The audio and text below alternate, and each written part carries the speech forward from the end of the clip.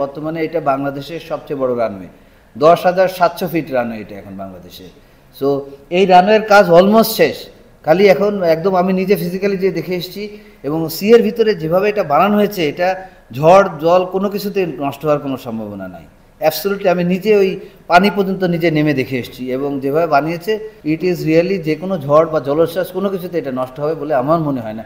তারপরেও ন্যাচারাল জিনিস হতে পারে, এবং আপনারা আজকে হয়তো দেখে এসেছেন জিনিসটা। এবং রানওয়ের লাইটগুলো কিন্তু আপনার সিয়ের মধ্যে দিয়ে গেছে, এবং লাইটগুলো কমপ্লিট হয়ে গেছে, আমাদের এই কাজটা শেষ। আমরা তো এটা আন্তর্জাতিক বিমানবন্দর বানানোর জন্যই সমস্ত পরিকল্পনা গ্রহণ করেছি, কারণ এটা হলো আমাদের পর্যটনের মেইন স্পট।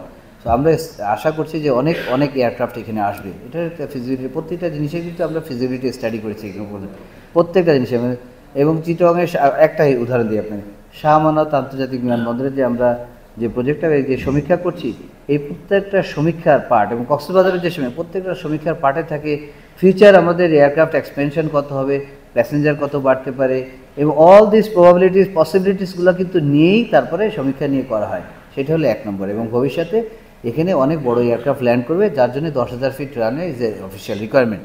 এবং যেহেতু ওইদিকে আর এক্সটেনশন করার জায়গা নেই, সো অনলি আমাদেরকে এক্সটেনশন করার জায়গা ছিল নর্থের দিকে, এবং নর্থের দিকে, এবং পৃথিবীর অনেক এয়ারপোর্টে আছে যে সাগরের ভিতরে জায়গা নিয়ে করা আছে, এটা তো অসুবিধা হয় না। ওইখানে যে সমীক্ষাটা করা হয়েছে সেই সমীক্ষা অনুযায়ী ওরকম কোনো মেজর কোনো সমস্যা তৈরি হবে না, নাম্বার 1।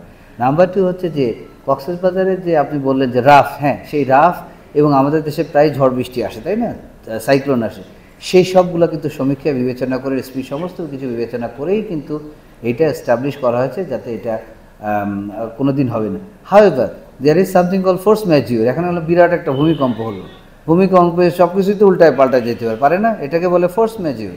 এইটা হতে পারে, তাছাড়া হিউম্যানলি যেটা পসিবল সেটা হলো যে সমস্ত স্টাডি করা হয়েছে, করা হয়েছে, এখানে সমস্যাও তৈরি হবে না, বাকখালির এখানে সমস্যা তৈরি হবে না, এবং এইটাও নষ্ট হবে না, কারণ এইটার স্ট্রাকচারই ওইভাবে ডেভেলপ করা আছে।